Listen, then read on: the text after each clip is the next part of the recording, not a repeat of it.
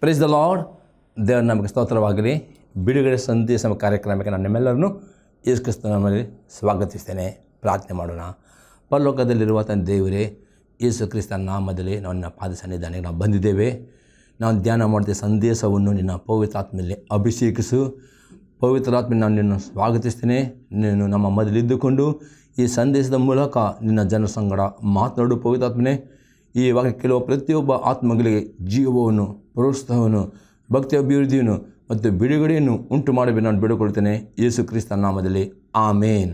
ಇವತ್ತು ನಾವು ಧ್ಯಾನ ಮಾಡ್ತೇವೆ ಕೀರ್ತನೆ ಪುಸ್ತಕ 39ರಲ್ಲಿ 1ನೇ ವಾಕ್ಯ, ಸಾಮ್ 39 ವರ್ಸ್ 1. ನನ್ನ ನಾಲಿಗೆ ಪಾಪಕ್ಕೆ ಹೋಗದಂತೆ ಜಾಗರೂಕನಾಗಿರುವೆನು, ದುಷ್ಟ ನನ್ನ ಮುಂದೆ ಇರುವಾಗ ಬಾಯಿಗೆ ಕುಕ್ಕೆ ಹಾಕಿಕೊಂಡೇನು ಅಂದುಕೊಂಡೇನು. ಇಲ್ಲಿ ದಾವೀದ ಹೇಳ್ತಾನೆ, ನನ್ನ ನಾಲಿಗೆ ಪಾಪಕ್ಕೆ ಹೋಗದಂತೆ ಜಾಗರೂಕನಾಗಿರೋ. ಯಾಕೆ ದಾವೀದನು ಈ ರೀತಿ ಆತನು ಹೇಳ್ತಾನೆ? ಯಾಕೆ ತನ್ನ ನಾಲಿಗೆ ಪಾಪಕ್ಕೆ ಹೋಗದಂತೆ ಜಾಗರೂಕನಾಗಿರೋನು? ದುಷ್ಟನ್ನ ಮುಂದಿರುವಾಗ ಬಾಯಿಗೆ ಕುಕ್ಕೆ ಹಾಕ್ಕೊಂಡು ಅಂದುಕೊಂಡು, ಯಾಕೆ, ಏನು ಕಾರಣ ನೋಡ್ತೇವೆ ಈ ವಾಕ್ಯದ ಪ್ರಕಾರ. ಒಬ್ಬ ವಿಶ್ವಾಸಿಯು ತನ್ನ ನಾಲಿಗೆಯನ್ನು ಕಡಿಮೆ ಹಾಕಿದರೆ ತನ್ನ ನಾಲಿಗೆ ಮುಖದ ಅನೇಕ ಆಶೀರ್ವಾದಗಳನ್ನು ಅದನ್ನು ಹಾಳು ಮಾಡ್ತಾನೆ. ಅದಕ್ಕೆ ಇಲ್ಲಿ ದಾವೀದನು ನನ್ನ ನಾಲಿಗೆ ಪಾಪ ಹೋಗದಂತೆ ಜಾಗರೂಕನಾಗ. ಹಾಗಾದರೆ ನಿಮ್ಮ ನಾಲಿಗೆ ಪಾಪ ಹೋಗದಂತೆ ಹೇಗೆ ಜಾಗರೂಕ ಆಗಬೇಕು, ಯಾವ ರೀತಿ ಕಡಿಮೆ ಹಾಕಬೇಕು ಎಂಬುದಾಗಿ ವಾಕ್ಯದ ಮಗ ನೋಡೋಣ. ಮೊದಲನೇ ಸಂಗತಿ ನೋಡ್ತೇವೆ, ದಿನಾಲು ಬುದ್ಧಿಯಲ್ಲಿ ಮತ್ತು ಅನ್ಯ ಭಾಷೆಯಲ್ಲಿ ಪ್ರಾರ್ಥಿಸೋದಾದರೆ ನಿಮ್ಮ ನಾಲಿಗೆಗೆ ಕಡಿಮೆ ಹಾಕಲಿಕ್ಕೆ ನಿಮಗೆ ಸಾಧ್ಯವಾಗ್ತದೆ. ನಾವು ನೋಡ್ತೇವೆ ಕೀರ್ತನೆ 141 ಅದರಲ್ಲಿ 3ನೇ ವಾಕ್ಯ, ಯೆಹೋವನೇ ನನ್ನ ಬಾಯಿಗೆ ಕಾವಲಿರಿಸು, ನನ್ನ ತುಟಿಗಳೆಂಬ ಕದ್ದವನ ಕಾಯಿ. ಪಲ್ಲಿ ದಾವೀದನು ಪ್ರಾರ್ಥನೆ ಮಾಡ್ತಾನೆ. ಹಾಗೆ ದಿನಾಲು ಪ್ರಾರ್ಥನೆ ಮಾಡಬೇಕು, ದೇವ ನನ್ನ ಬಾಯಿಗೆ ಕಾವಲಿರಿಸು, ನನ್ನ ತುಟಿಗಳ ಕದ್ದವನ ಕಾಯಿ, ನನ್ನ ನಾಲಿಗೆ ಪಾಪ ಮಾಡದಂತೆ, ನಾಲಿಗೆ ಕೆಟ್ಟ ಮಾತನಾಡದಂತೆ, ನಾಲಿಗೆ ಒಬ್ಬರನ್ನು ಶಪಿಸದಂತೆ ನನ್ನ ನಾಲಿಗೆಯನ್ನು ಕಾಪಾಡಬೇಕು ದೇವರಿಂದ ಪ್ರಾರ್ಥನೆ ಮಾಡಿದರೆ ಮಾತ್ರವೇ. ಇದು ದಿನಾಲು ಬುದ್ಧಿಯಲ್ಲಿನೂ ಪ್ರಾರ್ಥನೆ ಮಾಡಲೇಬೇಕು. ಆವಾಗ ಮಾತ್ರ ದೇವರು ನಿಮಗೆ ಆ ನಾಲಿಗೆ ಕಡಿವನ್ನು ಹಾಕಿಕೊಂಡು ನಾಲಿಗೆ ದೇವರು ಸ್ವಾಧೀನ ತಗೊಳ್ತಾನೆ. ಒಂದು ವೇಳೆ ಪ್ರಾರ್ಥನೆ ಮಾಡಿದರೆ, ಕಡಿಮೆ ಪ್ರಾರ್ಥನೆ ಮಾಡಿದ್ರೆ ಈ ನಾಲಿಗೆ ಮೇಲೆ ನಿಮಗೆ ಹತೋಟಿ ಸಿಗುವುದಿಲ್ಲ. ಮತ್ತು ಅನ್ಯ ಭಾಷೆ ಗಿಫ್ಟನ್ನು ಹೊಂದುವುದಾದರೆ ಆ ಅನ್ಯ ಭಾಷೆ ಪ್ರತಿದಿನ 1 ಗಂಟೆ ಆದರೂ ಪ್ರಾರ್ಥನೆ ಮಾಡಬೇಕು. ಆಗ ಪವಿತ್ರಾತ್ಮನು ನಿಮ್ಮ ನಾಲಿಗೆ ಮೇಲೆ ಹತೋಟಿ ತಗೊಳ್ತಾನೆ. ಅದಕ್ಕೆ ವಾಕ್ಯ ನೋಡ್ತೇವೆ, ಯಾಕೋಬನ ಬರೆದ ಪತ್ರಿಕೆ 3ನೇ ಅಧ್ಯಾಯದಲ್ಲಿ 8ರಿಂದ 12 ವಾಕ್ಯಗಳು. ಆದರೆ ನಾಲಿಗೆಯನ್ನು ಯಾವ ಮಾನವನು ಹತೋಟಿಗೆ ತರಲಾರನು, ಅದು ಸುಮ್ಮನಿರಲಾದ ಕೆಡುಕಾಗಿದೆ, ಮರಣಕರವಾದ ವಿಷದಿಂದ ತುಂಬಿಯದೆ. ನಾಲಿಗೆಯಿಂದ ತಂದೆಯಾದ ಕರ್ತನನ್ನು ಕೊಂಡಾಡ್ತೇವೆ, ಅದರಿಂದಲೇ ದೇವರ ಹೋಲಿಕೆಗೆ ಸರಿಯಾಗಿ ಉಂಟು ಮಾಡಲ್ಪಟ್ಟ ಮನುಷ್ಯರನ್ನು ಶಪಿಸ್ತೇವೆ. ಅದೇ ಬಾಯಿಂದ ಸ್ತುತಿ ಶಾಪ ಎರಡೂ ಬರ್ತವೆ. ನನ್ನ ಸಹೋದರರೇ, ಈಗಿರುವುದು ಯೋಗ್ಯವಲ್ಲ. ಊಟೆಯ ಒಂದೇ ಬಾಯಿಂದ ಸಿಹಿ ನೀರು ಕೈ ನೀರು 2 ಹೊರಡುವುದುಂಟೆ.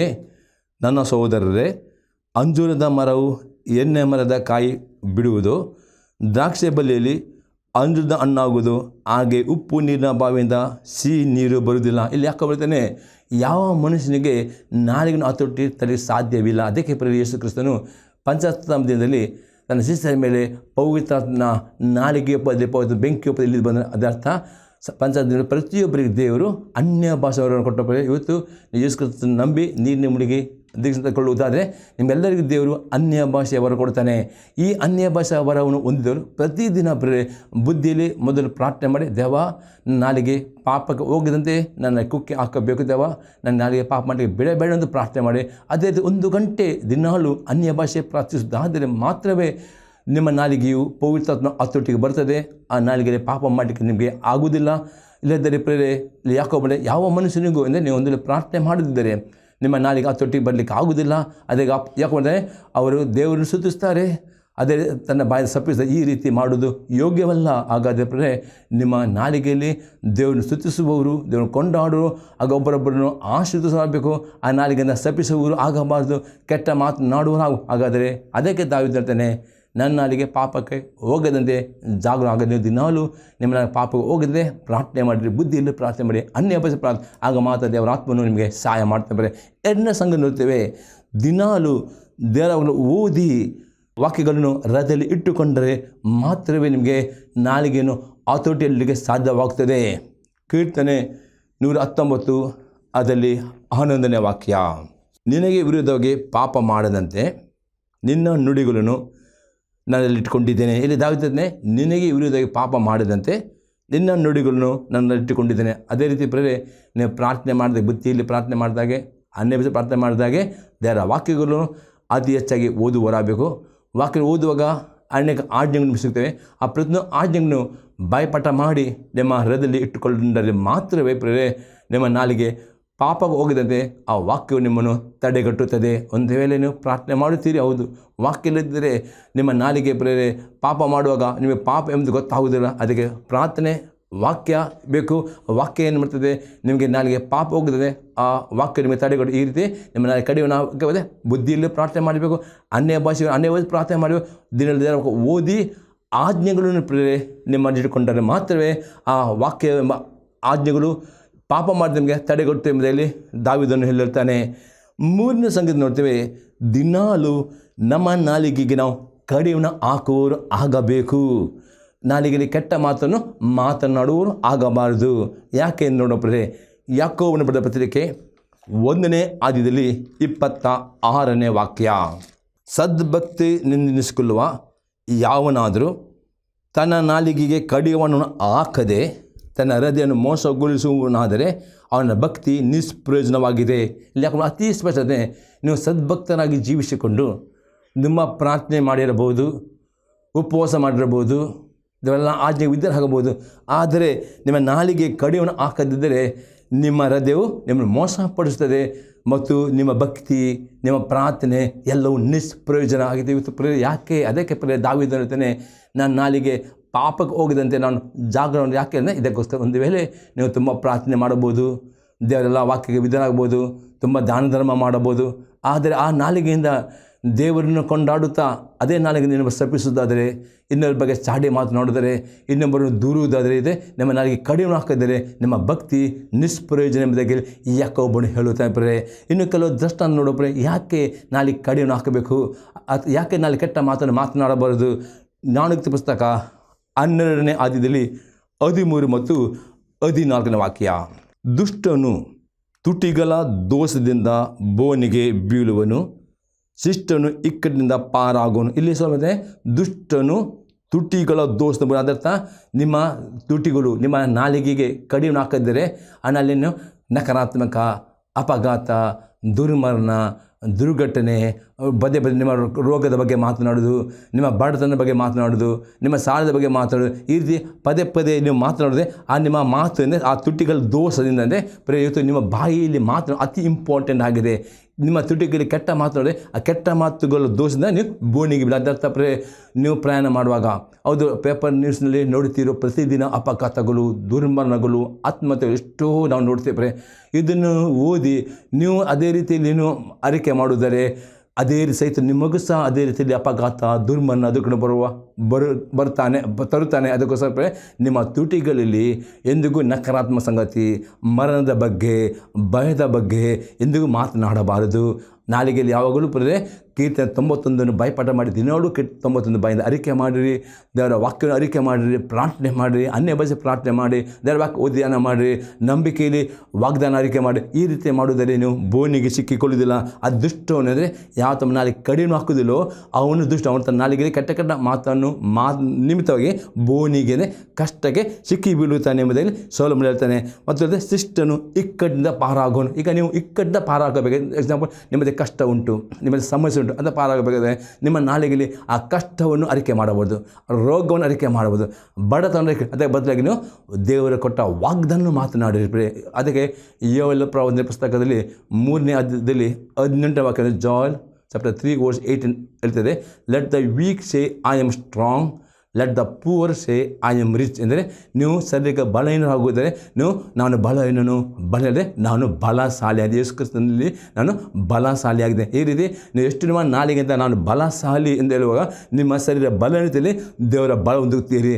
ನೀವು ಬಡವರು ಇರಬಹುದು, ನೀವು ಕಡೆ ನಾನು ಬಡವನು, ನಾನು ನಿಮಗೆ ಇದ್ದ ಐಶ್ವರ್ಯ ಕಳೆದು ಬಡದ. ಅದಕ್ಕೆ ನಾವು ನಾನು ಧನಿಕನು, ನಾನು ಬಡವನಲ್ಲ, ನಾನು ಐಶ್ವರ್ಯ. ಈ ರೀತಿ ಪ್ರೇ ನಿಮ್ಮ ಬಡತನ, ನಿಮ್ಮ ಸಾಲ, ನಿಮ್ಮ ಕೊರತೆ, ಡಾಕ್ಟರ್ ರಿಪೋರ್ಟು ಯಾವುದೇ ನಿಮ್ಮ ಸನ್ನಿವೇಶ ಮಾತನಾಡದೆ ಅದೇ ಬದಲಾಗಿ ಸಕಾರಾತ್ಮಕವಾಗಿ ದೇವರ ವಾಗ್ದಾನ ಮಾತನಾಡುವುದಾರೆ ಎಲ್ಲ ಇಕ್ಕಡನ್ನು ಪಾರಾಗುತ್ತೀರಿ. ಇಲ್ಲದಿದ್ದರೆ ಇನ್ನೂ ಎಷ್ಟೋ ಪ್ರಾರ್ಥನೆ ಮಾಡಬಹುದು, ಎಷ್ಟೋ ಉಪವಾಸ ಮಾಡಬಹುದು, ಅನ್ಯ ಭಾಷೆಯಲ್ಲಿ ನೀವು ಪ್ರಾರ್ಥನೆ ಮಾಡು. ಅದು ನಿಮ್ಮ ಬಾಯಲ್ಲಿ ನೀವು ಡಾಕ್ಟರ್ ಹೇಳ್ದಾಗೆ ನೀವು ಡಾಕ್ಟರ್ ಹೇಳ್ತಾರೆ ನಿಮಗೆ 3 ತಿಂಗಳು ಸಾಯ್ತಾರೆ, ನೀವು ಒಂದು ಏನು ನಕಾರಾತ್ಮಕ ಅದೇ ರೀತಿಯಲ್ಲಿ ನಕಾರಾತ್ಮಕ ಸಂಗತಿ ಬಂದು ಅದೇ ರೀತಿಯಲ್ಲಿ ನಿಮಗೆ ಅದು ನೀವು ಬೋನಿಗೆ ಬಿಡಿ ಅದೇ ಬದಲಾಗಿ ಸಿಸ್ಟರ್ ಆಗುವುದಂತ ನಿಮ್ಮ ನಾಳೆ ಕಡಿಮೆ ಹಾಕಿರಿ. ನಾಲಿಗೆಯಿಂದ ದೇವರ ವಾಗ್ದಾನ ಮಾತಾಡಿ ಆ ಎಲ್ಲ ಈ ಕಡೆ ಪಾರ ಆಗ್ತೀರಿ ಎಂಬುದೇ ಇಲ್ಲಿ ಸೊಲೊಮೋನ ಇಲ್ಲಿ ಹೇಳುತ್ತಾನೆ. ನಂತರ ನಾವು 14ನೇ ವಾಕ್ಯದಲ್ಲಿ ಬಾಯ ಫಲವಾಗಿ ಮನುಷ್ಯನು ಬೇಕಾದಷ್ಟು ಸುಖವನ್ನು ಅನುಭವಿಸುವನು, ಅವನ ಕೈ ಕೆಲಸದ ಫಲವು ಅವನಿಗೆ ಪ್ರಾಪ್ತವಾಗುವುದು. ಅಂದರೆ ಬಾಯ ಫಲವಾಗಿ ಮನುಷ್ಯನು ಬೇಕಾದಷ್ಟು ಸುಖವನ್ನು ಅನುಭವ. ಸುಖ ಅಂದರೆ ನಿಮಗೆ ಆಶೀರ್ವಾದ ಬೇಕಾ, ಸಮೃದ್ಧಿ ಬೇಕಾ, ನೀವು ಬಾಯಿಂದ ನಂಬಿಕೆಯಿಂದ ಅರಿಕೆ ಮಾಡಬೇಕು. ಅಂದರೆ ನಂಬಿಕೆ ಎಂದರೆ ನೀವು ನಿರೀಕ್ಷೆಯಲ್ಲಿ ಭರವಸೆದಿಂದಿರುವುದು, ಕಣ್ಣಿಗೆ ಕಾಣದವನ್ನು ನಿಜದೂ ನಂಬಿಕೆ. ಈ ನಂಬಿಕೆಯಲ್ಲಿ ಬರೀ ನೀವು ಅಡ್ವಾನ್ಸ್ ಆಗಿ ನೀವು ಧರ್ಮಗ್ರಂಥ 28:1-14 ವಾಕ್ಯದಲ್ಲಿರುವ ಆಶೀರ್ವಾದ ವಾಕ್ಯಗಳನ್ನು ಪ್ರತಿದಿನ ಓದಿರಿ, ಅರಿಕೆ ಮಾಡಿರಿ, ನಂಬಿರಿ. ಹೀಗೆ ಪ್ರತಿದಿನ ನೀವು ಆಶೀರ್ವಾದವನ್ನು ದೇವರ ವಾಗ್ದಾನವನ್ನು ಅರಿಕೆ ಮಾಡಿದ್ರೆ ಅದರ ಅಂದರೆ ದೇವರ ವಾಕ್ಯಕ್ಕೆ ಕ್ರಿಯೇಟಿವ್ ಪವರ್ ಅಂದರೆ ಸೃಷ್ಟಿ ಮಾಡುವ ಶಕ್ತಿ ಉಂಟು. ಅದಕ್ಕೆ ದೇವರು ಆದಿಕಾಂಡ 1ನೇ 3ನೇ ವಾಕ್ಯದಲ್ಲಿ ದೇವರು ಭೂಮಿಯನ್ನು ಸೃಷ್ಟಿ ಮಾಡುವಾಗ ದೇವರ ಕಲೆ ಮಾತನಾಡಿದನು, ಬೆಳಕಾಗಲಿ ಎನ್ನುವ ಬೆಳಕಾಯಿತು. ಹಾಗೆ ದೇವರು ತನ್ನ ಮಾತಿನಿಂದ ಈ ಭೂಮಿಯನ್ನು ಸೃಷ್ಟಿ ಮಾಡಿದ. ಅದೇ ರೀತಿ ನಿಮ್ಮ ಜೀವಿತದಲ್ಲಿ ಆಶೀರ್ವಾದ ಬರಬೇಕಾದ್ರೆ ನೀವು ನಂಬಿಕೆಯಿಂದ ದೇವರ ವಾಕ್ಯವನ್ನು ವಾಗ್ದಾನ ಮಾತನಾಡಿದೆ. ಆ ವಾಗ್ದಾನವು ಆ ಮಾತು ಬೀಜವಾಗಿ ನೆಲಕ್ಕೆ ಬಿದ್ದು ಅದು ಮಳೆ ಕುಡಿದುಕೊಂಡು ಏನು ಬೀಜ ಹಾಕಿದ್ದು ಅದೇ ಸರಿಯಾಗಿ ಪ್ರತಿಫಲ ಕೊಡುತ್ತದೆ. ಹಾಗಾದ ಅರ್ಥ ನಿಮಗೆ ದಿನಾಲು ಧರ್ಮಗ್ರಂಥ 28:1-14 ವಾಕ್ಯದಲ್ಲಿರುವ ಆಶೀರ್ವಾದವನ್ನು ಓದಿರಿ, ಅರಿಕೆ ಮಾಡಿರಿ. ಮತ್ತು ದಿನ ಪ್ರಾರ್ಥನೆ ದೇವರು ನನಗೆ ವಿದ್ಯೆ ಹೃದಯ ಕೊಂಡು ಪ್ರಾರ್ಥನೆ ಮಾಡಿ ಆಗ ದೇವರ ವಾಕ್ಯ ವಿದ್ಯೆ ಹಾಕಿಕೊಂಡು ಈ ವಾಗ್ದಾನ ಅರಿಕೆ ಮಾಡ ತನ್ನಷ್ಟ ನಿಮ್ಮ ಜಿಲ್ಲೆ ಆಶೀರ್ವಾದ ಶುಭವನ್ನು ನಿಮ್ಮನ್ನು ಹಿಂಬಾಲಿಸಲು ಬರ್ತವೆ. ನಿಮ್ಗೆ ಕಾಯಿಲೆ ಇದ್ದರೆ ದಿನಾಲು 1 ಪೇತ್ರ 2:24 ವಾಕ್ಯ ಅರಿಕೆ ಮಾಡಿ, ಯೇಸುವಿನ ಭಾಷೆ ನನಗೆ ಗುಣವಾಗಿದೆ. ಎಷ್ಟು ಸಲ ನೀವು ಅದು ನಮಗೆ ಅರಿಕೆ ಮಾಡಿ ಅದೇ ರೀತಿ ನೀವು ಸ್ಲೋ ಆಗಿ ನಮ್ಮ ರೋಗಗಳು ಗುಣವಾಗ್ತೇವೆ. ನಿಮ್ಮ ಮೆಡಿಸಿನ್ ಇರುತ್ತೆ. ಈ ರೀತಿ ನೀವು ನಿಮ್ಮ ಬಾಯಲ್ಲಿ ವಾಕ್ಯಗಳನ್ನು ಮಾತನಾಡಬೇಕು, ವಾಗ್ದಾನ ಮಾತಾಡಬೇಕು. ಆಗ ಅದರ ಫಲವಾಗಿ ನೀವು ಹೊಟ್ಟೆ ತುಂಬದೆ ಏನಿರುತ್ತೆ ಸುಖವನ್ನು ಅನುಭವಿಸ್ತೀರಿ. ಅದು ನಿಮ್ಮ ಬಾಯಲ್ಲಿ ನಿಮ್ಮ ಶಾಪ ಮಾತನಾಡಿದೆ, ರೋಗ ಮಾತನಾಡಿದೆ ಅದು ಬಡ. ಅದಕ್ಕೆ ಬಾಯ ಸುಖವನ್ನು ಅನುಭವಿಸೋನು. ಅವನ ಕೈ ಕೆಲಸ ಬಂದರೆ ನೀವು ಯಾವ ಕೆಲಸ ಮಾಡ್ತೀರೋ ನಂಬಿಕೆ ಬಿಡಿ, ನನ್ನ ಕೈ ಕೆಲಸದವರು ಆಶೀರ್ವಾದ ಮಾಡ್ತಾನೆ, ನನ್ನ ಬೀಜ. ಈ ರೀತಿ ನೀವು ಮಾತಾಡಿ ನಿಮ್ಮ ಕೈ ಕೆಲಸದವರು ಸಫಲತೆ ಕೊಡುವವನು ಆಗಿದ್ದಾನೆ. ಇಂಥ ಎಕ್ಸಾಂಪಲ್ ನೋಡ್ತೇವೆ. ಜ್ಞಾನೋಕ್ತಿ ಪುಸ್ತಕ 13ನೇ ಅಧ್ಯಾಯದಲ್ಲಿ 2 ಮತ್ತು 3ನೇ ವಾಕ್ಯ. ಬಾಯ ಫಲವಾಗಿ ಮನುಷ್ಯನು ಸುಖವನ್ನು ಅನುಭವಿಸನು, ಬಲಾತ್ಕಾರವೇ ದುರಳು ಕೋರಿಕೆ. ಬಾಯಿನ ಕಾಯುವನು ಜೀವನ ಕಾಯುತ್ತಾನೆ, ತುಟಿಗಳನ್ನು ತೆರೆದು ಬಿಡುವನು ನಾಶವಾಗುವನು. ಪುನಃ ಇಲ್ಲಿ ಹೇಳಿದ್ರೆ ಬಾಯನ್ನು ಕಾಯುವನು ಜೀವನ. ನಿಮ್ಮ ಜೀವ, ನಿಮ್ಮ ಕುಟುಂಬ, ನಿಮ್ಮ ಮಕ್ಕಳು, ನಿಮ್ಮ ಭವಿಷ್ಯ ಕಾಯಬೇಕಾದರೆ ನೀವು ಜೀವವನ್ನು ಮಾತನಾಡಬೇಕು, ಆಶೀರ್ವಾದ ಆಗ ಮಾತ್ರ ನೀವು ನಿಮ್ಮ ಕುಟುಂಬವನ್ನು ನಿಮ್ಮ ಜೀವವನ್ನು ಕಾಪಾಡಿದೆ. ಬಾಯನ್ನು ಕಾಯುವನು ಜೀವನ.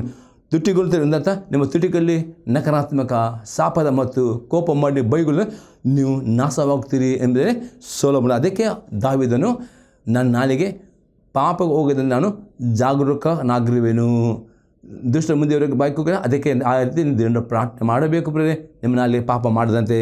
ಇನ್ನೊಂದು ಎಕ್ಸಾಂಪಲ್ ನಾವು ನೋಡ್ತೇವೆ. ಜ್ಞಾನೋಕ್ತಿ ಪುಸ್ತಕ 18 ಅದು 20 ಮತ್ತು 21ನೇ ವಾಕ್ಯ. ಮನುಷ್ಯನು ತನ್ನ ಬಾಯ ಬೆಲೆಯನ್ನು ಹೊಟ್ಟೆ ತುಂಬ ಉಣ್ಣುವನು, ತನ್ನ ತುಟಿಗಳ ಫಲವನ್ನು ಸಾಕಾದಷ್ಟು ತಿನ್ನುವನು. ಜೀವನ ಮರಣಗಳು ನಾಲಿಗೆ ವಚನ ಪ್ರಿಯರ ಫಲವನ್ನು ಅನುಭವಿಸುವರು. ಅಷ್ಟು ನಿಮ್ಮ ನಾಲಿಗೆಯಲ್ಲಿ ಜೀವ ಉಂಟು ಹಾಗಾದರೆ ನಿಮಗೆ ಜೀವ ಬೇಕಾ? ಯಾವಾಗಲೂ ನಿಮ್ಮ ನಾಲಿಗೆ ಜೀವ ಕೊಡುವಂಥ ವಾಗ್ದಾನ ಬೈಬಲ್ನಲ್ಲಿ ಅನೇಕ 1000ಕ್ಕಿಂತ ಜಾಸ್ತಿ ಅಳವಡಿಕೆ ವಾಗ್ದಾನವನ್ನು ನೋಟ್ ಮಾಡಿ ನಿಮಗೆ ಯಾವ ವಾಗ್ದಾನ ಬೇಕೋ ಆ ವಾಗ್ದಾನ ಅರಿಕೆ ಮಾಡಿ ನಿಮ್ಮ ನಾಲಿಗೆಯಲ್ಲಿ ಜೀವವನ್ನು ಮಾತನಾಡಿದರೆ ಆಶೀರ್ವಾದ ಮಾಡಿದರೆ ಅದೇ ರೀತಿ ಆಶೀರ್ವಾದ ಜೀವೋ ಅರಿವು. ಅದೇ ನಿಮ್ಮ ನಾಲಿಗೆಯಲ್ಲಿ ಶಾಪ ಮಾತನಾಡಿದರೆ, ಮರಣ ಮಾತನಾಡಿದರೆ ರೋಗ. ಅದಕ್ಕೆ ಸ್ವಲ್ಪ ಜೀವನ ಮರಣಗಳು ನಿಮ್ಮ ನಾಲಿಗೆ ವಚನ ಏನೇನು ಪ್ರೀತಿ ಅದು ಹಾಗಾದರೆ ಜಾಗರೂಕರಾಗಿರಿ. ಯಾಕಂದರೆ ನಿಮಗೆ ದೇವರು ಹೊಸ ವರ್ಷ ಆಶೀರ್ವಾದ ವರ್ಷವಾಗಿ ನೀವು ಹೊಂದಿಕೊಳ್ಳಬೇಕಾ? ಇವತ್ತಿನಿಂದಲೇ ಒಳ್ಳೆಯ ವಾಗ್ದಾನ ಮಾತನಾಡಿರಿ. ವಾಗ್ದಾನ ಮಾತನಾಡಿರಿ. ಎಂದಿಗೂ ಪೇಪರ್ ನ್ಯೂಸ್ ನೋಡಿ, ಟಿ ವಿ ನೋಡಿಸಿ ನಕಾರಾತ್ಮಕ ಮಾತನಾಡಬೇಡಿರಿ. ಹಾಗೆ ಮಾಡಿದರೆ ನಿಮಗೆ ಬರುವ ವರ್ಷ ಪ್ರತಿದಿನವೂ ನೀವು ಆಶೀರ್ವಾದ, ದೇವರ ಕರುಣೆ, ಅದ್ಭುತಗಳು ಹೊಂದಿಕೊಳ್ಳುತ್ತೀರಿ. ಅದಕ್ಕೆ ಜೀವನ ಮರಣ ನಾಳೆ ಹೊಸದೆ, ಅದಕ್ಕೆ ಆಗದೆ ನಿಮಗೆ ಜೀವ ಬೇಕಾ, ಜೀವವನ್ನೇ ಮಾತನಾಡಿ. ಆಶ್ರಯ ಬೇಕಾ, ಆಶ್ರಯ ಎಂದಿಗೂ ಮರಣ ಬಗ್ಗೆ ನಕರ ಮಾತನಾಡಬಾರದು ಎಂಬುದರಲ್ಲಿ ಸ್ವಲ್ಪ ಎಚ್ಚರಿಕೆ ಕೊಡುವವನು ಆಗಿದ್ದಾನೆ ಎನ್ನುವುದು ಎಕ್ಸಾಂಪಲ್ ನೋಡಿದ್ರೆ ನಾನೋಕ್ತಿ 21 ಅದರಲ್ಲಿ 23ನೇ ವಾಕ್ಯ. ತನ್ನ ಬಾಯನ್ನು ನಾಲಿಗೆಯನ್ನು ಕಾಯುವನು ತೊಂದರೆಗೆ ರಕ್ಷಿಸಲಿಲ್ಲದೆ ತನ್ನ ಬಾಯಿಯನ್ನು ನಾಲಿಗೆ, ನಿಮ್ಮ ಬಾಯಿ ನಿಮ್ಮ ನಾಲಿಗೆ ಅವನು ತೊಂದರೆ ಪ್ರೀತಿ. ಇವತ್ತು ಯಾಕೆ ಪ್ರೀತಿ ಈ ಟಿ ವಿಯಿಂದ ಅನೇಕ ಕುಟುಂಬದಲ್ಲಿ ಸಮಾಧಾನವಿಲ್ಲ, ಐಕ್ಯತೆ ಇಲ್ಲ. ಯಾವಾಗಲೂ ಗಂಡ ಹೆಂಡತಿ ಕೋಪ ಮಾಡೋದು, ಜಗಳ ಮಾಡೋದು, ಯಾವಾಗಲೂ ರೋಗ ಬಿಟ್ಟು ಹೋಗೋದಿಲ್ಲ. ಎಷ್ಟು ದುಡಿದವರು ಬಡತನ, ಎಷ್ಟು ದುಡಿದು ಸಾಲತಿದೆ. ಕಾನಿಷ್ಟೇ ನೀವು ಕೋಪ ಮಾಡಿಕೊಂಡು ನಕಾರಾತ್ಮಕ ಸಂಗತಿ ಎಲ್ಲ ಮಾತನಾಡಿದರೆ ಅದರ ಫಲವಾಗಿ ನಿಮ್ಮ ಕುಟುಂಬದಲ್ಲಿ ಆಶೀರ್ವಾದ ಬರೋ ಬದಲು ಕಷ್ಟ ಬರುತ್ತೆ. ಅದಕ್ಕೆ ತನ್ನ ಬಾಯಿಯನ್ನು ನಾಲಿಗೆ ಕಾಯುವನು ತೊಂದರೆ. ಅದಕ್ಕೆ ದಿನಾಲೂ ಪ್ರಾರ್ಥನೆ ಮಾಡಿದ್ದೇವ, ನನ್ನ ನಾಲಿಗೆ ಎಷ್ಟು ಕೋಪ ಬಂದರು ದೇವರ ಪ್ರಾರ್ಥನೆ ಮಾಡಿದ್ದೇವ, ನನಗೆ ಕೋಪ ಬಂದರೂ ಕೋಪ ಮಾಡಲಿಕ್ಕೆ ಬಿಡಬೇಡಿ. ದೇವರ ವಾಕ್ಯತೆ ಅಪೊಸ್ತಲನು ಎಫೆಸ 4:26-27 ವಾಕ್ಯ ಹೇಳ್ತದೆ, ಕೋಪ ಮಾಡಬೇಕಾದ್ರೂ ಪಾಪ ಮಾಡಬೇಡಿರಿ. ಸೂರ್ಯನ ಮುಳುಗಿಂತ ಮುಂಚೆ ನಿಮ್ಮ ಸಿಟ್ಟು ತೀರಲಿ. ಸೈತನಿಗೆ ಅವಕಾಶ ಕೊಟ್ಟರೆ ಕೋಪಗಳು ಬರುವಾಗ ಪಾಪ ಮಾಡಬೇಡಿ. ಪಾಪ ಮಾಡಿ ಕೆಟ್ಟ ಮಾತನಾಡದೆ ಅದರ ಮುಖಾಂತರ ನಿಮ್ಮ ಕುಟುಂಬ ಹಾಳಾಗುತ್ತೆ. ಅದಕ್ಕೆ ದೇವರ ಪ್ರಾರ್ಥನೆ, ದೇವ ಈ ದಿನ ನಾನು ಕೋಪ ಮಾಡಿದಂತೆ ನಿನ್ನ ಕೃಪೆ ಕೊಡು. ಈ ದಿನ ನಾಲಿಗೆ ಪಾಪ ಮಾಡಿದ್ರೆ ಅದು ದಿನಾಲು ಬುದ್ಧಿಯಲ್ಲಿ ಪ್ರಾರ್ಥನೆ ಮಾಡಿ, ಅನ್ಯ ಭಾಷೆ ಪ್ರಾರ್ಥನೆ ಮಾಡಿ, ದೇವರ ವಾಕ್ಯ ಓದಿ, ಆಜ್ಞೆಗಳನ್ನು ಹೀಗೆ ಮಾಡುವುದಾದರೆ ಮಾತ್ರ ನಿಮಗೆ ಈ ನಾಲಿಗೆ ಕಡಿಯೋಣ ಹಾಕಲು ಸಾಧ್ಯವಾದ. ಇಲ್ಲದರೆ ನಿಮ್ಮ ನಾಲಿಗೆಯ ಮುಖಾಂತರ ಅನೇಕ ಆಶೀರ್ವಾದವನ್ನು, ಆರೋಗ್ಯವನ್ನು ಕದ್ದುಕೊಳ್ಳಲಿಕ್ಕೆ ನೀವೇ ಸಹಿತ ಅವಕಾಶ ಕೊಟ್ಟಿದ್ದೀರಿ ಎಂಬುದೇ ಸ್ವಲ್ಪ ಮೇಲೆ ಎಚ್ಚರಿಕೆಯನ್ನು ಕೊಡುತ್ತಾನೆ. ಎಕ್ಸಾಂಪಲ್ ನೋಡಿದ್ರೆ ಅರಣ್ಯಕಾಂಡ ಪುಸ್ತಕ 14ನೇ ಅಧ್ಯಾಯದಲ್ಲಿ 26-38 ವಾಕ್ಯ ತನಕ, ಯೆಹೋವನು ಮೋಶೆ ಆರೋನರಿಗೆ, ನನಗೆ ವಿರೋಧವಾಗಿ ಗುಣಗುಟ್ಟುವ ಈ ದುಷ್ಟ ಸಮೂಹದವರನ್ನು ನಾನು ಎಷ್ಟು ದಿನ ಸಹಿಸಲಿ? ಈಜಲು ನನಗೆ ವಿರುದ್ಧವಾಗಿ ಗುಟ್ಟುವ ಮಾತುಗಳು ನನಗೆ ಕೇಳಿಸಿದವು. ನೀನು ಅವರಿಗೆ ಈಗ ಹೇಳಬೇಕು, ಹೇಳುವುದೆಂದರೆ ನನ್ನ ಜೀವದಾನೆ, ನಿನ್ನ ಕೇಳಿಸುವಂತೆ ಅಂದುಕೊಂಡ ಪ್ರಕಾರವೇ ನಾನು ಮಾಡುತ್ತೇನೆ. ಅತಿ ಸ್ಪರ್ಧೆ ಇಸ್ರೇಲರು ಅವರು ಅವರ ಸಮಸ್ಯೆ ನೋಡಿಕೊಂಡು ಅವರು ಪದೇ ಅವರು ಮರಣವನ್ನು ಮಾತನಾಡಿದರು, ಅವರು ರೋಗವನ್ನು ಮಾತನಾಡಿದರು, ಗುಣಗುಟ್ಟಿದ್ದರು. ಎಂದಿಗೂ ನೀವು ಗುಣಗುಟ್ಟಬೇಡಿ. ಇಸ್ರೇಲರು ಕಷ್ಟ ಬಂದ ಕೊಳ್ಳಿದರು, ಗುಣಗುಟ್ಟಿದ್ದರು. ದೇವರು ಹೇಳ್ತಾನೆ, ಅವರು ಗುಣಗುಟ್ಟ ಮಾತು ನನ್ನ ಕಿವಿಗೆ ಬಿದ್ದವು. ಅವರು ಮಾತನಾಡಿದ ಹಾಗೆ ಆಗಿದೆ. ನೆಟ್ವರ್ಕ್ಲಿ ನಿಮ್ಮ ಬಾಯಿಂದ ಬರೋ ಮಾತುಗಳು ದೇವರು ಕೇಳುತ್ತಾನೆ ನಿಮ್ಮದು ನೋಡ್ತೇವೆ. ಅದಕ್ಕೆ ದೇವರು ನಿಮ್ಮ ಮಾತನ್ನು ಕೇಳಿ ಅದೇ ಪ್ರಕಾರ ನಿಮಗೆ ಆಶೀರ್ವಾದ. ಅದಕ್ಕೆ ನಿಮಗೆ ದೇವರಿಂದ ನಿಮಗೆ ಪ್ರಾರ್ಥನೆ ಉತ್ತರ ಬರಬೇಕಾ, ದೇವರು ನಿಮಗೆ ಅದ್ಭುತಗಳು ಆಗಬೇಕಾ, ನಿಮ್ಮ ಬಾಯಲ್ಲಿ ಪ್ರಾರ್ಥನೆ ಮಾಡಿದ ನಂತರ ಪ್ರಾರ್ಥನೆ ಉತ್ತರ ದಿನಾಲೂ ಮಾತನಾಡಿ, ಅದಕ್ಕೆ ವಾಗ್ದಾನ ಮಾತನಾಡಿ, ಆಗ ದೇವರು ಅದು ಕೇಳುತ್ತಾನೆ. ಮತ್ತು ವಾಗ್ದಾನ ಅರಿಕೆ ಮಾಡಿದಾಗೆ ಮಾಡಿದೆ. ಅದಕ್ಕೆ ಇವರು ಗುಣಗುಟ್ಟಿದ್ದರು. ಅದೇ ದೇವರು ಅವರು ಅಂದುಕೊಂಡ ಪ್ರಕಾರ ನಾನು ಮಾಡುತ್ತೇನೆ. ನಂತರ 29 ವಾಕ್ಯ, ನಿಮ್ಮ ಶವಗಳು ಈ ಅರಣ್ಯದಲ್ಲಿ ಬೀಳು. ಯಾಕೆ ಈ ಜನರು ಅರಣ್ಯದಲ್ಲಿ ಸತ್ತು ಬಿದ್ದವರ ಕಾರಣ ಅವರು ಪದೇ ಮರಣವನ್ನು ಅರಿಕೆ. ಇಂದಿಗೂ ನೀವು ಪ್ರಯಾಣ ಮಾಡುವ ಅಪಘಾತವನ್ನು ಮಾತನಾಡಬೇಡಿ, ದುರ್ಮರಣದ ಬಗ್ಗೆ ಮಾತನಾಡಬೇಡಿ. ಅದೇ ಬದಲಿಗೆ ಕೀರ್ತನೆ 91 ಯಾವಾಗಲೂ ಮಾತನಾಡ್ತೀರಿ. ಆಗ ನಿಮಗೆ ದೇವರು ಎಲ್ಲ ಅಪಘಾತ, ದುರ್ಘಟನೆ ಕಾಪಾಡೋನಾಗಿದೆ. ಅದೇ ಇವತ್ತು ಅನೇಕರು ತಮ್ಮ ಬಾಯಿಗೆ ಕಡಿಯನ್ನು ಹಾಕದ ನಿಮಿತ್ತವಾಗಿ ನಕಾರಾತ್ಮಕ ಮಾತಾಡಿದೆ ಅನೇಕ ಘಟನೆ ಅದಕ್ಕೆ ಇರುತ್ತೆ. ಅದಕ್ಕೆ ಅವರ ಶವಗಳು ಅಲ್ಲಿ ಬಿದ್ದವು. ನೀವು ನನಗೆ ವಿರೋಧವಾಗಿ ಗುಣಗುಟ್ಟಿದ್ದರಿಂದ ನಿಮ್ಮಲ್ಲಿ ಲೆಕ್ಕಿಸಲ್ಪಟ್ಟವರೆಲ್ಲರೂ ಅಂದರೆ 20 ವರ್ಷ ಮೊದಲುಕೊಂಡು ಎಚ್ಚದ ವಯಸ್ಸುಳ್ಳವರು ಅನಿಸವರು. ಯಾಕೆ ಈ ಜನರು ಅವ್ರು ಸತ್ತವರು? ದೇವರು ವಾಗ್ದಾನ ಮಾಡಿದ್ರೆ ಕಾನಾನ್ ದೇಶ ಯಾಕೆ ಹೊಂದಿಲ್ಲ? ಅವರು ಕಾನಾನ್ ದೇಶ ನೋಡಿ ಅಲ್ಲಿರುವ ಸಮಸ್ಯೆ ಬಗ್ಗೆ ಅವರು ಗುಣಗುಟ್ಟಿದ್ದರು. ಅದಕ್ಕೋಸ್ಕರ ದೇವರು ವಾಗ್ದಾನ ಮಾಡಿದ ವಾಗ್ದಾನ ನಂಬಿರಿ. ತಡವಾದರೂ ಆ ವಾಗ್ದಾನ ನೆರವೇರುತ್ತದೆ. ಅದು ಬರೆದು ಪ್ರಾರ್ಥನೆ ಮಾಡಿ, ಅದೇ ಸಮಸ್ಯೆ ಮಾತಾಡಬೇಡಿ. ವಾಗ್ದಾನ ಆಗಿಸಿದ್ರು. ಇವರು ಏನು ಮಾಡಿದ್ರು? ಆ ವಾಗ್ದಾನವನ್ನು ಮಾತನಾಡಲ್ಲ, ಅವರು ಗುಣಗುಟ್ಟಿದ್ದರು. ಅದಕ್ಕೆ ಏನಾಯಿತು? 20 ಮೊದಲೆಲ್ಲರೂ ಅದರಲ್ಲೇ ಸತ್ತು ಹೋದರು ಎಂಬುದಾಗಿ ನಾವು ಇಲ್ಲಿ ನೋಡ್ತೇವೆ. 30ನೇ ವಾಕ್ಯದಲ್ಲಿ, ಯೆಫುನ್ನೆಯ ಮಗನಾದ ಕಾಲೆ ಮತ್ತು ನೂನನ ಮಗನ ಯೇಸುವ ಇವರಿಬ್ಬರೇ ಹೊರತು ನಿಮ್ಮಲ್ಲಿ ಯಾರೂ ನಿಮ್ಮ ನಿವಾಸಕ್ಕಾಗಿ ನಾನು ಪ್ರಮಾಣಪೂರ್ವಕವಾಗಿ ವಾಗ್ದಾನ ಮಾಡಿದ ದೇಶವನ್ನು ಸೇರುವುದಿಲ್ಲ. ನೋಡ್ತೇವೆ ಕಾಲೆ ಮತ್ತು ಯೇಸುಪುರ ಅವರು ಈ 40 ವರ್ಷದ ಇವರು ಎಂದಿಗೂ ನಮಗೆ ಮಾತನಾಡಲ್ಲ. ಎಂದಿಗೂ ದೇವರಿಗೆ ಗುಣ ಪ್ರತಿದಿನ ಅವ್ರ ನಂಬಿಕೆಯಿಂದ ಅವರ ವಾಗ್ದಾನ ಆರೈಕೆ ಮಾಡಿದರು. ಅದೇ ರೀತಿ ನೀವು ಕಾಲೆ ಯೇಸುನಾಗೆ ದಿನಾಲು ವಾಗ್ದಾನವನ್ನು, ಪ್ರಾರ್ಥನೆ ಉತ್ತರವನ್ನು ಮಾತನಾಡಬೇಕು. ಅವರು ಕಾಲೆ ಯೇಸು 40 ವರ್ಷ ಅವರು ಪದೇ ಮಾತನಾಡಿದರು. ದೇವರು ನಮಗೆ ಕಾಣಂತ ಕೊಡುತ್ತೇನೆ ಮಾತನಾಡಿದ್ರು ಎಂದು ಅಪನಂಬಿಕೆ ಮಾತನಾಡಲ್ಲ, ಗುಣಗುಡ್ಲಿಲ್ಲ, ಸಂಶಯ ಪಡ ಹಾಗೆ ಅವರಿಗೆ ದೇವರು ಕೊಟ್ಟವನ್ನು ಎಂಬುದನ್ನು ನೋಡ್ತೇವೆ. ನಂತರ 31ನೇ ವಾಕ್ಯದಲ್ಲಿ, ಆದರೆ ಪರರ ಪಾಲಾಗುವರೆಂದು ನೀವು ಹೇಳಿದ ನಿಮ್ಮ ಚಿಕ್ಕ ಮಕ್ಕಳನ್ನು ಅಲ್ಲಿಗೆ ಸೇರಿಸನು, ನೀವು ಬೇಡವೆಂದು ಹೇಳಿದ ದೇಶವನ್ನು ಅವರು ಅನುಭೋಗಿಸುವರು. ನೀವಂತೂ ಈ ಅರಣ್ಯದಲ್ಲೇ ಸಾಯುವಿರಿ, ನಿಮ್ಮೆಲ್ಲ ಸಾವುಗಳು ಈ ಅರಣ್ಯದಲ್ಲಿ ಬೀಳುವ ಪರ್ಯಂತರ ನೀವು ಮಾಡಿದ ದ್ರೋಹದ ಫಲವನ್ನು ನಿಮ್ಮ ಮಕ್ಕಳು ಅನುಭವಿಸುವವರಾಗಿ 40 ವರ್ಷ ಅರಣ್ಯವಾಸಿಗಳಾಗಿರಬೇಕು. 40 ವರ್ಷ ಆ ಇತರರು ಅರಣ್ಯವಾಸಿಗಳಾದರೂ ಕಾರಣ ಅವರು ಪದೇ ಪದೇ ಗುಣಗುಡಿದರು, ಸಮಸ್ಯೆಯನ್ನೇ ಮಾತನಾಡಿದ ವಿನ ದೇವರು ವಾಗ್ದಾನ ಮಾಡಿದ ಕಾನಾನ್ ದೇಶ ಹಾಕಿದ ಇವತ್ತು ದೇವರಿಗೆ ತಪ್ಪುರಿಸಬೇಡ್ರಿ. ದೇವರು ದಯಾಳು ಆಗಿದ್ದಾನೆ, ಕೃಪಾಳು ಆಗಿದ್ದಾನೆ, ಪ್ರೀತಿಸಲು ಆಗಿದ್ದಾನೆ. ನೀವು ಯೇಸು ಕ್ರಿಸ್ತನಲ್ಲಿ ಏನೇನು ಬಿಡುತ್ತೀರೋ ಆತನ ಚಿತ್ತದ ಪ್ರಕಾರ, ಆತನ ವಾಗ್ದಾನ ಪ್ರಕಾರ, ಆತನ ಆಜ್ಞೆಗೆ ಕೊಂಡದ್ದು ಪ್ರಾರ್ಥನೆ ದೇವರು ನಿಮ್ಮ ಉತ್ತರ ಕೊಟ್ಟೇ ಕೊಡುತ್ತಾನೆ. ಅದೇ ಪ್ರಾರ್ಥನೆ ಉತ್ತರ ಬರಬೇಕಾದರೆ ನಿಮಗೆ ತಾಳ್ಮೆ ಬೇಕು, ಮತ್ತು ಆ ತಾಳ್ಮೆಯಲ್ಲಿ ನೀವು ಯಾವಾಗಲೂ ಸ್ತುತಿಸುವವರಾಗಬೇಕು. ದೇವರನ್ನ ಕರ್ತನ ಸಲ್ಲಿಸಬೇಕು. ಅಡ್ವಾನ್ಸ್ ಆಗಿ ನಿಮ್ಮ ಪ್ರಾರ್ಥನೆ ಉತ್ತರವನ್ನು ಮಾತನಾಡಬೇಕು. ಪ್ರಾರ್ಥನೆಗೆ ತೆಗೆದುಕೊಂಡು ಆ ವಾಗ್ದಾನ ಮಾತನಾಡಬೇಕು. ಇದು ಮಾತನಾಡುವ ಒಂದು ದಿನ ನೀವು ಮಾತನಾಡಿದಂತೆ ದೇವರು ಆ ವಾಗ್ದಾನವನ್ನು ನಿಮ್ಮ ಜೀವಿತದಲ್ಲಿ ಹೊಂದಿಕೊಳ್ಳೋಕೆ ಸಹಾಯ ಮಾಡೋದು. ಅದಕ್ಕೆ ಬದಲಾಗಿ ಈ ಜನರಿಗೆ ಗುಣಗುಟ್ಟುವುದಾರಿ ದೇವರು ಕೊಟ್ಟ ವಾಗ್ದಾನವಾಗಬಹುದು, ಪ್ರವಾದನೆ ಯಾವುದು ನೆರವೇರಿದೆ ನೀವು ಸಾಯುತ್ತೀರಿ ಅಥವಾ ದೇವರ ವಾಗ್ದಾನ ಹೊಂದಿಕೊಳ್ಳೋ. ಅದಕ್ಕೆ ಪ್ರಿಯರೇ, ನಿಮ್ಮ ನಾಲಿಗೆ ಪಾಪ ಹೋಗುತ್ತದೆ, ಜಾಗರೂಕರಾಗಲೇ ಕಾಪಾಡಲೇಬೇಕು ಎಂದು ನಾವು ಈ ವಾಕ್ಯದಲ್ಲಿ ನಾವು ನೋಡ್ತೇವೆ. 34ನೇ ವಾಕ್ಯ ನೋಡ್ತೇವೆ, ನೀವು ಆ ದೇಶವನ್ನು ಸಂಚರಿಸಿ ನೋಡಿದ 40 ವರ್ಷಗಳಿಗೆ ದಿನವೊಂದಕ್ಕೆ 1 ಸಂವತ್ಸರದ ಮೇರೆಗೆ 40 ವರ್ಷ ನಿಮ್ಮ ಪಾಪದ ಫಲವನ್ನು ಅನುಭವಿಸುವವರಾಗಿ ನಾನು ಕೈ ಬಿಟ್ಟರೆ ಗತಿ ಎಂಥದೆಂದು ತಿಳ್ಕೊಳ್ಳಬೇಕು.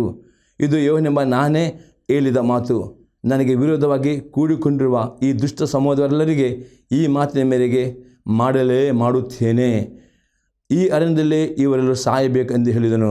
ಆ ದೇಶವನ್ನು ಸಂಚರಿಸಿ ನೋಡುವುದಕ್ಕೆ ಮೋಶೆಯಿಂದ ಕರೆಯಲ್ಪಟ್ಟು ಹಿಂದಿರುಗಿ ಬಂದು ಆ ದೇಶದ ವಿಷಯದಲ್ಲಿ ಅಶುಭ ಸಮಾಚಾರವನ್ನು ಹೇಳಿ ಸರ್ವ ಸಮೂಹದವರನ್ನು ಅವನಿಗೆ ವಿರೋಧವಾಗಿ ಗುಣಗುಟ್ಟುವಂತೆ ಮಾಡಿದ ಮನುಷ್ಯರು ಯೆಹೋವನ ಸನ್ನಿಧಿಯಲ್ಲಿ ವ್ಯಾಧಿಯಲ್ಲಿ ಸತ್ತವರು. ನೋಡಿ 40 ವರ್ಷ ಈ ಜನರು ದೇವರಿಗೆ ವಿರುದ್ಧವಾಗಿ ಮಾತನಾಡಿದರು, ಮೋಜೆ ವಿರುದ್ಧ ಮಾತು ಗುಣ ಅವರೆಲ್ಲರೂ ವ್ಯಾಧಿಯನ್ನು ಸತ್ತು ಹೋದರು.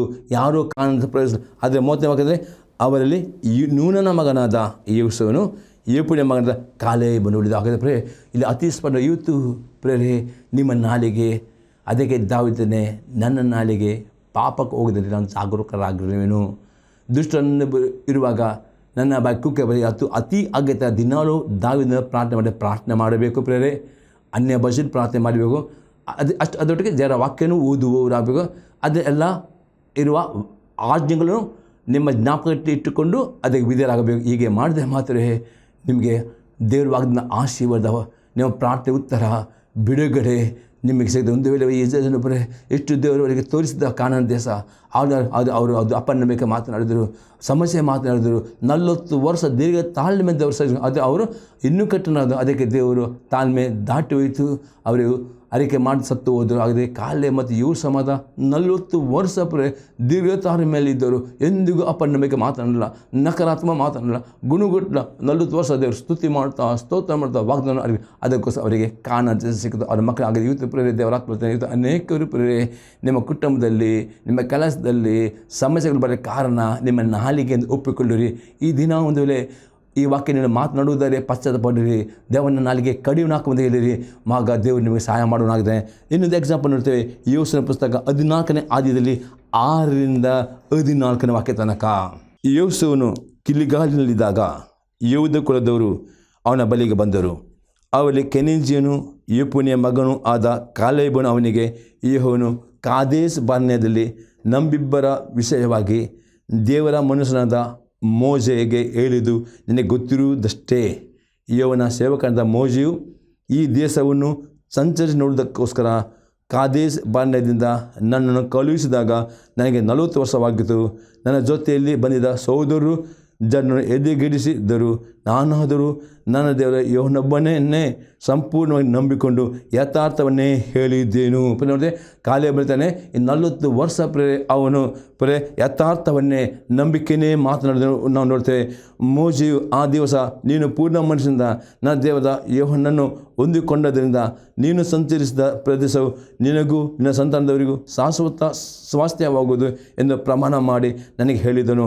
ಇವನು ಈ ಮಾತುಗಳನ್ನು ಮೋಶೆಗೆ ಹೇಳಿದಂದಿನಿಂದ ಇಸ್ರಾಯೇಲರು ಅರಣ್ಯದಲ್ಲಿ ಅಲಿಯುತ್ತಿದ್ದ ವರ್ಷಗಳು ಸೇರಿ 45 ವರ್ಷಗಳು ದಾಟಿದವು. ಯೆಹೋವನು ತಾನು ನುಡಿದಂತೆ ಈ ಕಾಲವೆಲ್ಲ ನನ್ನ ಜೀವ ನಿಲ್ಲಿಸಿದ್ದಾನೆ. ಈಗ ನಾನು 85 ವರ್ಷದವನಾಗಿದ್ದೇನೆ.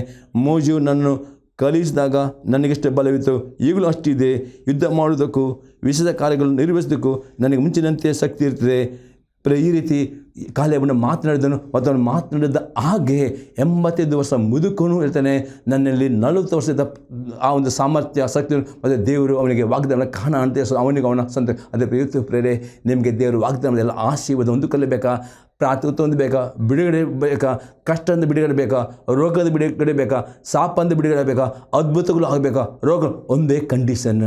ಇವತ್ತಿನ ಪ್ರಾರ್ಥನೆ, ದೇವ ನನ್ನ ನಾಲಿಗೆಯಲ್ಲಿ ಪಾಪ ಮಾಡಲಿಕ್ಕೆ ಬಿಡಬೇಡ, ನಾನು ಕಡಿಮೆ ಹಾಕಿನ ಕೃಪೆ ಕೊಡು. ಅದೇ ರೀತಿ ಅನ್ಯ ಭಾಷೆಯಲ್ಲಿ ಪ್ರಾರ್ಥನೆ ಮಾಡಿ, ವಾಕ್ಯಗಳನ್ನು ಓದಿರಿ. ಈ ರೀತಿ ಮಾಡುವುದರಲ್ಲಿ ಮಾತ್ರ ನಿಮ್ಮ ನಾಳೆ ಕಡಿಮೆ ಆಗ್ತದೆ ಮತ್ತು ಆಗ ನಿಮಗೆ ಆಶೀರ್ವಾದ ಬರ್ತದೆ. ದೇವರ ನಿಮ್ಮ ಸ್ತೋತ್ರವಾಗಲಿ. ಈ ಸಂದರ್ಭದಲ್ಲಿ ಮಧ್ಯೆ ಕಾರ್ಯವಾಗುವುದರೆ ನಿಮ್ಮ ಅಭಿಪ್ರಾಯ ತಿಳಿಸಿರಿ. ಪ್ರಾರ್ಥನೆ ಮಾಡೋಣ. ಪರವಾಗಿಲ್ಲ ದೇವರೇ, ಯೇಸು ಕ್ರಿಸ್ತನ ನಾಮದಲ್ಲಿ ಸ್ತೋತ್ರವನ್ನು ಕೊಂಡಾಡ್ತೇನೆ. ಈ ಸಂದರ್ಭ ಮುಖಾಂತರ ನಿನ್ನ ಮಾತಾಡಿ ಎಲ್ಲ ಈ ಜನರನ್ನು ನೀನು ಅವರಿಗೆ ನಾಲಿಗೆ ಕಡಿಮೆ ಹಾಕಲಿ ಕೃಪೆ ಕೊಡು. ಮತ್ತು ಪ್ರತಿಯೊಬ್ಬರು ಎಲ್ಲ ಕಷ್ಟ ಶಾಪ ಬಂದಿಂದ ಬಿಡುಗಡೆ ನಾನು ಬೇಡಿಕೊಳ್ತೇನೆ ಯೇಸು ಕ್ರಿಸ್ತನ ನಾಮದಲ್ಲಿ, ಆಮೇನ್. ದೇವರು ನಿಮ್ಮನ್ನು ಆಶೀರ್ವಾದ ಮಾಡಲಿ.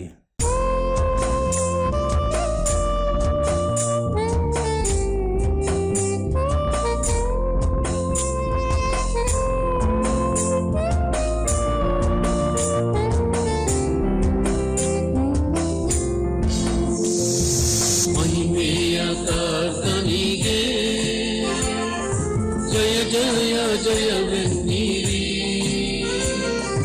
ಜಯ ವೀರ ದೇವನಿಗೆ ನಿತ್ಯ ಸ್ತುತಿ